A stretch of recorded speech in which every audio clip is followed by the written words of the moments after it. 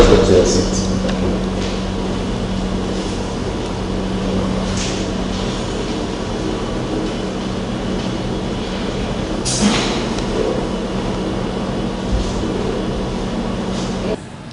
Hello everybody, this is a message from Iyayi Efenayi Foundation.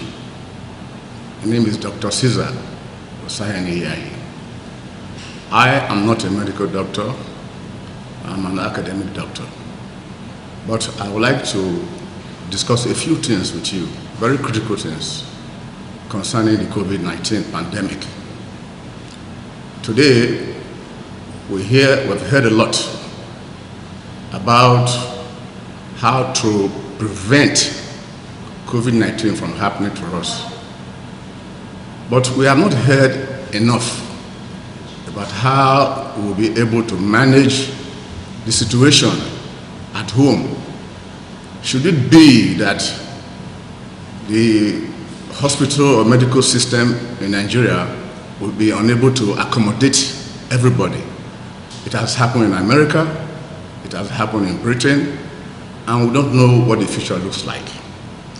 I have taken time to carry out some research, and what I'm about to tell you, everything is based and predicated on empirical data. To begin with, we are already familiar with the treatment protocol of NCDC. There's nothing wrong with that. The only thing I want to add to that is that the vitamin D that people are exposed to when they get sunlight, the period that they expose our people to is for 15 minutes between the hours of 10 and 11 a.m. Studies have indicated that for white people, 15 minutes is sufficient. But for black people, we have to stay there for over 1 hour. Now, this is the issue regarding vitamin D. We all know that vitamin D is useful for the absorption of calcium and phosphorus. But there's a new concern in Norway and a lot of cities in America.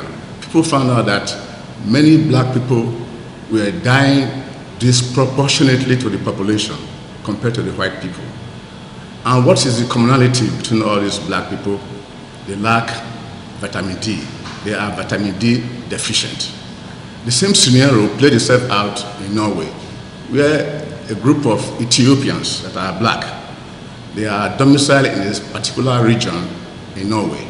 They found that those people constitute less than 1% of the population, but however, about 48% of the deaths in Holland is attributed to that less than 1% of the population. We know that the primary function of vitamin D, like I said, is to aid the absorption of calcium and phosphorus, but it is also linked to promotion of immunity.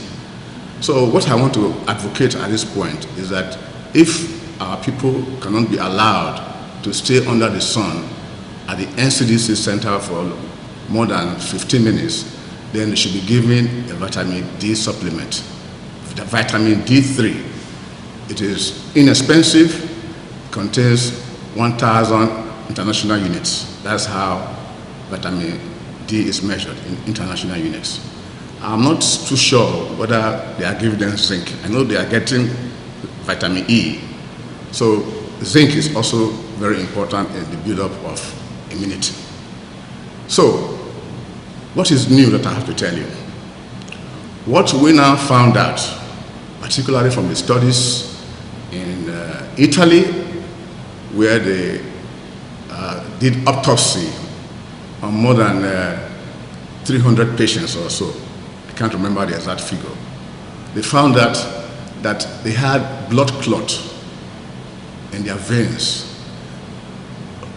People in the medical field refer to it as thrombosis, but we that are not in the medical field will know it as blood clot. And that is why what I'm about to tell you is responsible for why the governors of New York and other American cities are not asking for ventilators anymore. Because if the circulatory system is blocked with blood clot, there's no use for respirators. And what is the treatment for this coagulation, this blood clot? It is simple, anticoagulant. An example of anticoagulant is aspirin. So what I'm telling you is that should you find yourself in a situation where you are unable to get treatment, you start treating yourself immediately. You find out that you are coughing or you have sore throat, you start with anticoagulation. Why is that important? If your blood circulatory system is functioning, you can hardly die of coronavirus, because coronavirus is it's not like cancer that is spreading. It has a lifespan of only 14 days or so. So if you can keep yourself alive by allowing your blood to circulate, you'll be alive. So this is a very critical point that I want you to remember. There are other things I want to talk about. It is a bit on the offside. Many people will regard it as something that is not to be practiced in modern day era, but it makes sense. I know a lot of doctors and nurses in Nigeria, in America, in Europe, that are using this system to deal with coronavirus. What we know about coronavirus is that at 27 degrees Celsius, some people say 57 degrees Celsius, the coronavirus will not be able to survive. So what we did, or what our grandparents did when we were children, they would get a hot bucket of water, sit it in front of you, because water boils at 100 degrees Celsius. They sit it in front of you, give you a small stool, and cover you completely with blanket. Because you must breathe, you'll be breathing in very hot steam that will be maybe about 70 degrees Celsius. And in that case, it's going into your lungs, and coronavirus is supposed to be forming inflammation in your lungs. So that is another way to address it. I know that all the doctors that I know in America, when they go to their offices, they return home, the first thing they do is to sit down and cover themselves with blanket and hot water. But I don't know why they are not talking about it. I don't know what's the reason. They are doing it, and because they are doing that, they are able to go to work freely without interruption. White people that don't have such information, I don't know why they are not able to add 1 + 1 to be equal to 2. They already know that coronavirus cannot survive more than 57 degrees Celsius. I fail to see why they cannot apply their common sense. We are talking about how we in Nigeria here can survive. And these are the points that I have put together on behalf of EIA Foundation. The last point I want to mention is that coronavirus, when the white blood cell in the lungs reacts, they cause inflammation, because our white blood cells will try to attack the virus where they are domiciled in our lungs, and thereby they kill the virus and they cause little blood clots or thrombosis. They eventually travel into our circulatory system. 3 days ago on CNN, they showed a picture of a woman who was crying about the impending death of her husband. Her husband was a Broadway actor in New York. He had been in admission since March.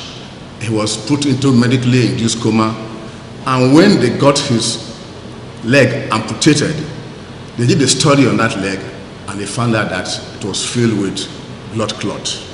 So blood clot is a serious problem. To treat it, you use anticoagulant like aspirin. I personally use clopidogrel. So if you want to know, go to your doctor, and he will recommend the proper anticoagulant that you will take. These are the issues. I want to leave you with a lot of optimism and wish you a happy survival. Those of us that are talking about it, we don't know what our fate will be, but we believe that we should share whatever information we have with everybody. It should not be limited to only our family. So this is our hand of fellowship that we're extending to you. We wish you the best and wish you happy survival. We as Nigerians, we are going to make it. Nothing is going to stop us. We already see our people. We expected that by now, maybe about 1 million people will be dead in Nigeria. Again, Nigeria, the spirit of Nigeria, we have demonstrated to the rest of the world that we are capable of surviving the most difficult of tragedies that you can ever imagine. I thank you a lot. I wish you the best. I wish Nigeria the best. God bless you, and God bless the Federal Republic of Nigeria. This message is from EIA Foundation. To stay alive, the blood